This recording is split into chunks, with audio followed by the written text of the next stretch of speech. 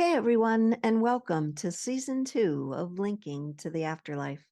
This season will continue with our soul existence readings and connecting with your loved ones in spirit. We will also be adding a few organic chats with friends and episodes explaining more about communicating with the afterlife. If you'd like to be a guest on the podcast, see the show notes. Thanks for listening. I'm going to get started with this, and it's going to be about the in-between lives, how we choose our lessons there, how we make soul groups and soul contracts, and also the difference between soul mates and twin flames. There's a lot that goes around about that. Know that this is my view and my knowing based on everything I know and that I have brought through from spirit world. You know, there's a lot going on in the stars these days. You know, I'm not the person to talk about that. I am the person that says, whatever's happening, I'm having a blast with it. And if I'm not having a blast with it, I'm going to look at what is coming up for me. And I'm not going to blame the stars or the planets or Mercury. I'm going to look at what's coming up. I'm going to consciously decide. I'm going to start with choosing lessons in the in-between life. What I know from spirit and my work is when you cross over into the non-physical world, you have the opportunity, the choice to sit and hang out in these levels of existence, 1, 2, 3, 4, or you can move further up the ladder to the higher planes of existence, depending on what your work will be. You can choose to go to school there. You can choose to do your life review there, or you can choose to come back again into the physical world and figure out what your lesson is. So if you didn't figure out your lesson in the lifetime prior, you will get that lesson plus another one tacked on to that. And if there were any other lessons from past lives, those will come forward too. So that's a little push to gently say to you, look, if you have a lesson right now, you're having a challenge right now, get through it the best you can. Not everybody has to go through a past life. Some people can do it with therapy. Some people can do it with meditation or just speaking with their friends or journaling. I recently did a reading with someone and her past life came through immediately. It doesn't always happen, but when the client needs to know something, it will come through. And this past life was based in the Egyptian times. She was a priestess. And by the time I got to the end of that, I heard that piece of her soul, because it is a piece of her, I heard her want to tell me her name. So I said, okay, hang on to my client. I've got to get her name. And I started to say, Lily? And then I went, nope, I've got to spell it. And I went, Liliana, Liliana. And we both said, wow, that's a beautiful name. And about 5 minutes later, my client said, oh my. And I'm like, what? When my daughter was born, before she was born, we had a list of names that we were going to name her. And Liliana was on that list. And she knew it immediately that the piece of her soul from that past life was coming in, was melting in, and she was listening. She didn't name her daughter that, but I thought, what a beautiful moment for her, this piece of her soul, to come back and acknowledge, I'm here, I'm ready to do the work when you're ready. And I want to thank my client for allowing me to share that story. So in your in-between life, my therapist said this once, way before I was a medium. I don't know how it came about, why he said it, but here's what he told me about souls. So here you are, a pitcher, imagine a pitcher of water.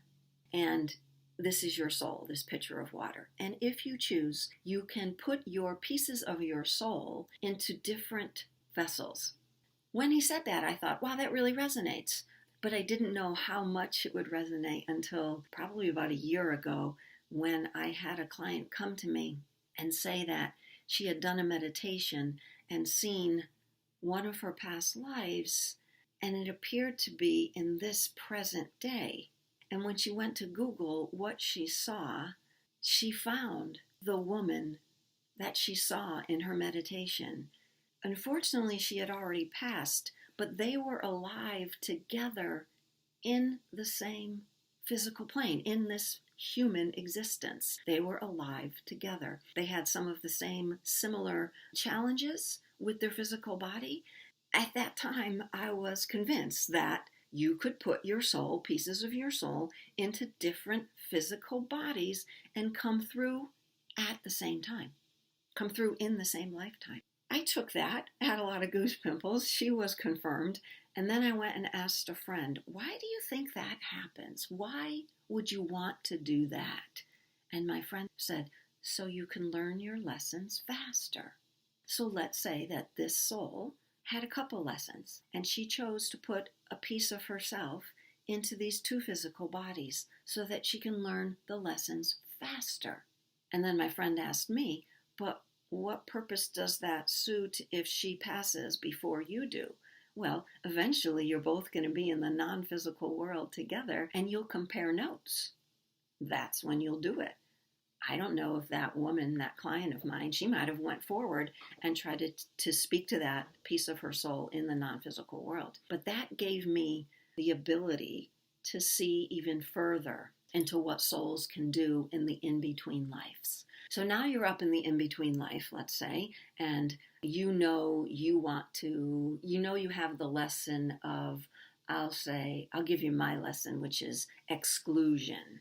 And you talk to people in your soul group, which would be souls that come to you and you hang out in the same group when you're in the physical world also. They could be your mother, your daughter, your father, a cousin, and a best friend. And they come with you into many lifetimes. So if that person, that soul, is with you in the non-physical world at that time, you could say to them, hey, why don't you come through as my sister the next lifetime? But I want to be excluded from the family. So I want to feel exclusion to the max this time because it's my only lesson and I really want to feel it.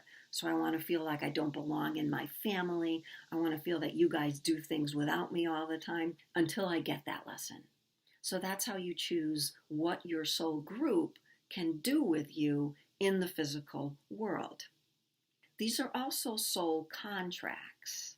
So you make a soul contract with this soul, part of your soul group. You can also make soul contracts with people that are not in your soul group. They could be anybody from political figures, workmates, teammates, friends that come in, partners that come in, and they only come into your life for specific moments to teach you this. That would be a contract. They could also be a family member, a mom or a dad, also a grandmother. But you make a soul contract with them. Sometimes the contracts are thick books, thick contracts. Sometimes they're thin. When you're ready to rip up that contract, boy, it's sure a good feeling when you do that. But until you've processed all of those pages of contracts, you can't rip up the contract. So it's really good to have awareness. It's really good to have presence. I've been feeling fabulous. Whatever's going on, I've been feeling fabulous. I've been having deja vu moments, deja vu afternoons, where I know I'm following this timeline. I'm catching up with all the loops of my timelines. I'm bleeding. Everything's bleeding through. I feel that I am now following, not just following my intuition. I am my intuition. I don't see it in front of me.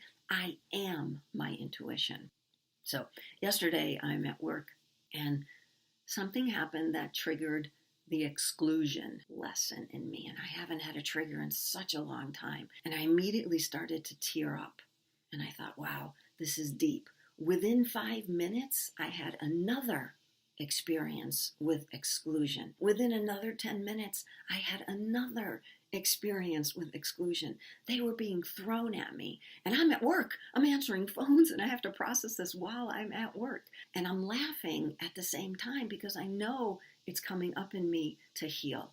I had to be present. I did not react to any of these situations. I stayed conscious. I stayed present. I actually called my manager and said, can I leave work a half an hour early? And she's like, I really can't.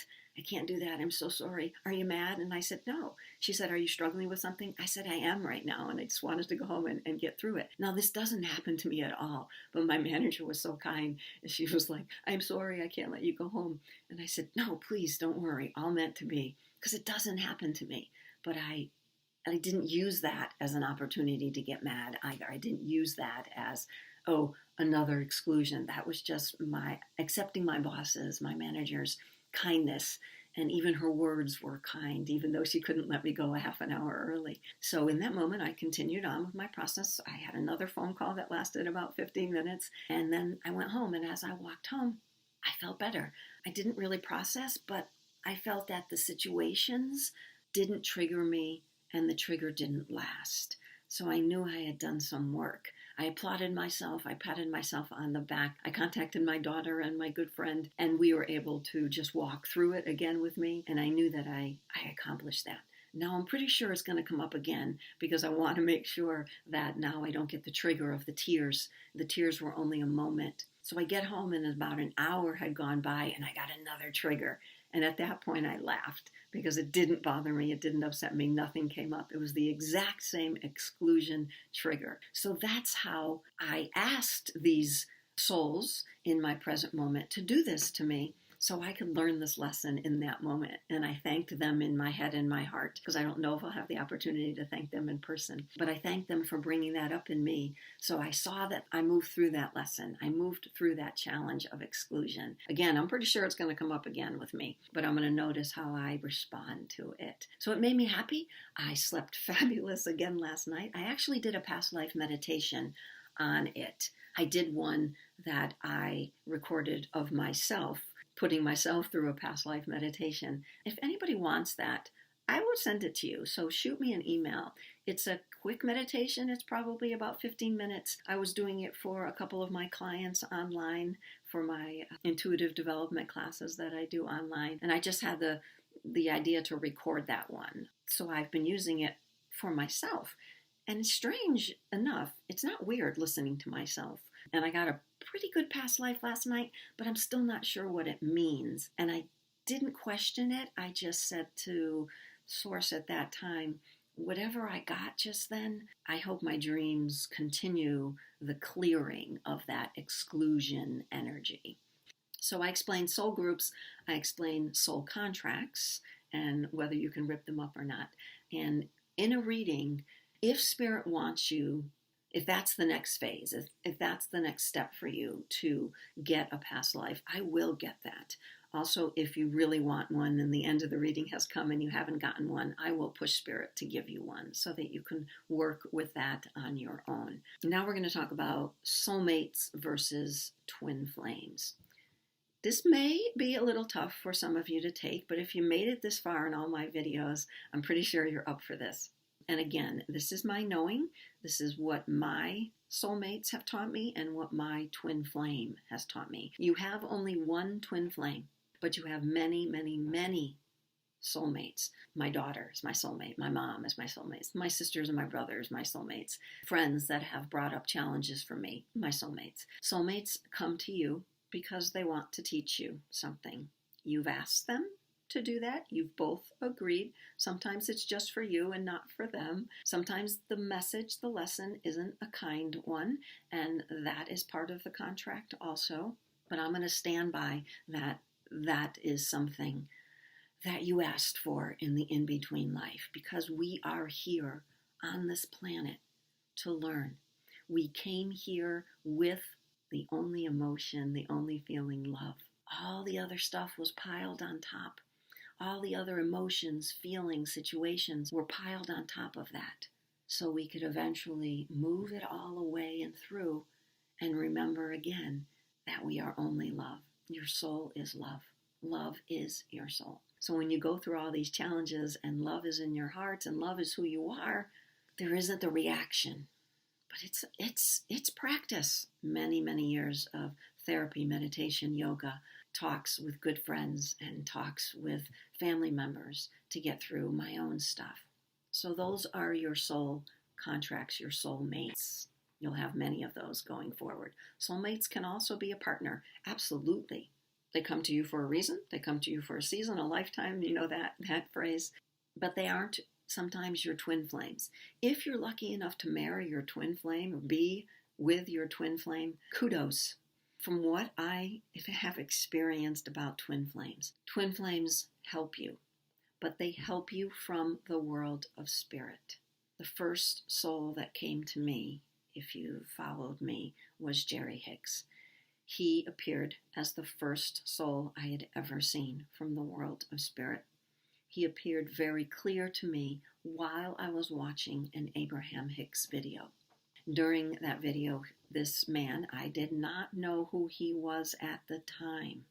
Let me express that again. I did not know who he was. I had only seen 1 or 2 videos of Esther, and my mother was heavily into them as well as my brother. And they had constantly told me, please listen, you have to listen. This is before I was a medium.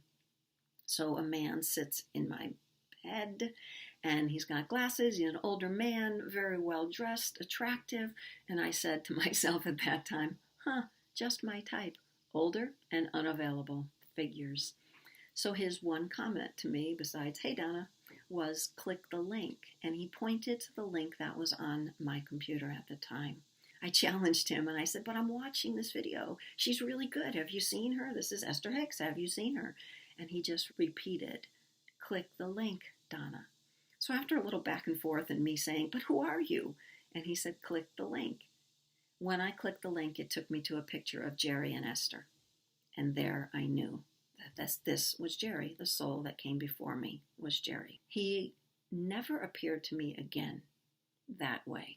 But he had to do it that way to get my attention, and that surely got my attention. It took me 3 months to figure out why. So in my work, in my experience, in my messages from Jerry, he is my twin flame. He had to cross before he could help me. He chose Esther in this life, which was his soulmate, his true love, no doubt about that. But as a twin flame, we had spent many lifetimes together, but didn't do the work together. The work would be as light workers, as moving this message through in the moments. We did not do it then, but in this lifetime, we had to not be together so that we could each do our work individually to get us to this point. And his point had to be crossing. It was the only way he can continue the work. He did what he could do for Esther, and then he had to move on. So he moved on, and I learned that he was my twin flame. As sad as that was, that I couldn't do that together, I know eventually if I get a partner in whatever shape or form that looks like, that he will now be a soulmate. And Jerry continues, obviously, to share with me, to help me from the world of spirit. So I'm grateful. I'm grateful for that. That's my knowing of a twin flame.